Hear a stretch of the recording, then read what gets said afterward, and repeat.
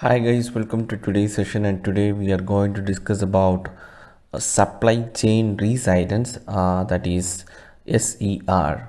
And in this session we'll first discuss a brief about supply chain resilience. What is exactly the supply chain resilience? Then we'll discuss it is a proposal by Japan, and we'll discuss what is Japan's proposal. And this project includes Japan, Australia, and India. So it's a trilateral initiative by Japan. So we'll discuss what is Australia's stand currently with regard to this project and other relations, and then we'll discuss what is India's involvement in this project, and also few way ahead measures for India. So this is how I plan this session. Let's now start. So, friends, with COVID 19 and the trade tensions between China and the United States are threatening supply chains, and Japan has mooted the supply chain resilience initiative as an alternative. And it is a trilateral approach to trade with India, Australia, and as the key partners. And in the context of international trade, supply chain resilience is an approach that helps a country to ensure that it has diversified supply risk across a clutch of supplying nations instead of being dependent on just one or a few. And unanticipated events, whether natural or man-made, that disrupt supplies from a particular country, or even intentional halts to trade, could adversely impact economic activity in the destination country. So this is the basic idea of supply chain resilience initiative, with a threat from or the trade tensions between China and United States. So it is threatening the supply chains, and so for as a solution, Japan has introduced this initiative with Australia and India as key partners. Now discuss what is exactly Japan's proposals. So the pandemic has brought into sharp focus the assembly lines, which are heavily dependent on the supplies of from one country. While Japan exported $135 billion worth of goods to China in 2019, it also imported around $169 billion worth from world's second largest economy, accounting for 24% of its total imports.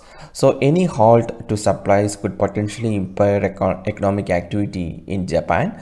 In addition, the US-China trade tensions have caused alarm in Japanese trade circles for a while now. If the world's two largest economies do not resolve their differences, it could threaten globalization as a whole and have a major impact on Japan. And it is heavily reliant on international trade, both for markets for its exports and for supplies of a range of primary goods from oil to iron ore. And Japan eyeing India as a partner for this supply chain resilience initiative. As we all know, Japan is the fourth largest investor in India, with a cumulative FDI touching $33.5 billion in the 2000 to 2020 periods. So these in this 20 years of period, Japan's investment is $33.5 billion, and it accounts for 7.2% of influence in that period, according to quasi-government agency India Invest.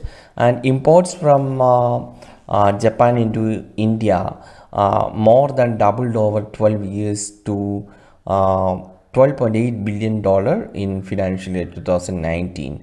And exports from India to the world's third largest economy stood at $4.9 billion that year, that is 2019.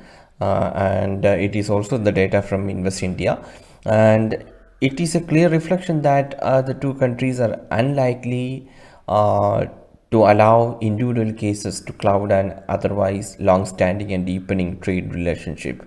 So that is Japan's proposal. And now Australia is also a key partner of this project.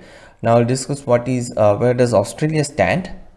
So, friends, as we all know, Australia, Japan, and India are already part of another informal grouping called the Quad or Quadrilateral Security Dialogue, which includes the US also.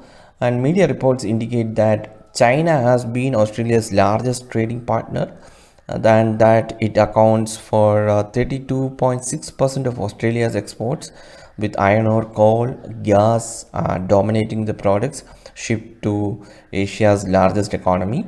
And but the relations, including trade ties between the Australia and China, have been deteriorating for a while now. China banned beef imports from four Australian firms last year, and they levied import tariffs on Australian barley. So these issues are there. So it is not going good. The relation between Australia and China. So they are also searching for an alternative, and there comes the Japan's proposals for SCRI. And now we'll discuss what is India's stand to gain or lose. Following the border tensions, partners such as Japan have sensed that India may be ready for dialogue on alternative supply chains. Earlier, India would have done little to overtly antagonize China, but an internal push to suddenly cut links with China would be impractical. China's share of imports to India in 2018 stood at 14.5%. Its supplies dominate segments of Indian economy, and also the sectors that have been impacted by supply chain issues arising out of the pandemic include pharmaceuticals, automotive parts, electronics, shipping, chemicals, and textiles. Over time, if India enhances self-reliance or works with exporting nations other than China, it could build resilience into economies supply networks.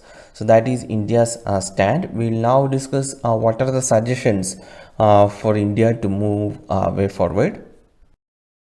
With this regard, India needs to enhance self-reliance against China so that it could build a resilience into economies supply networks, and economic measures are of real value in this regard. And the first point is ease of doing business here. While India appears an attractive option for potential investors, both as a market and as a manufacturing base, it needs to accelerate process in ease of doing business in skill building. And also next point is tax incentives. This will help in attracting investments from China and other attractive locations like Vietnam and the Philippines. And India should boost domestic manufacturing. That India's strategy should be to boost manufacturing competitiveness and increase its share in the world trade. And also infrastructure boost we needed.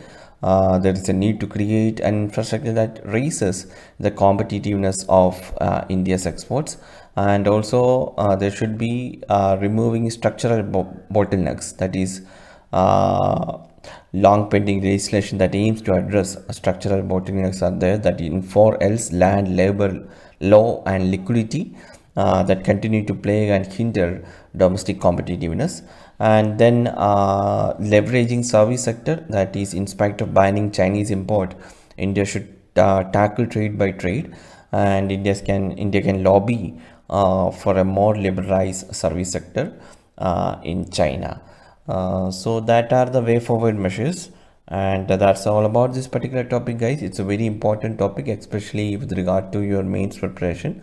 So please study about this in detail. We'll meet tomorrow with another topic. Thank you for watching this lesson.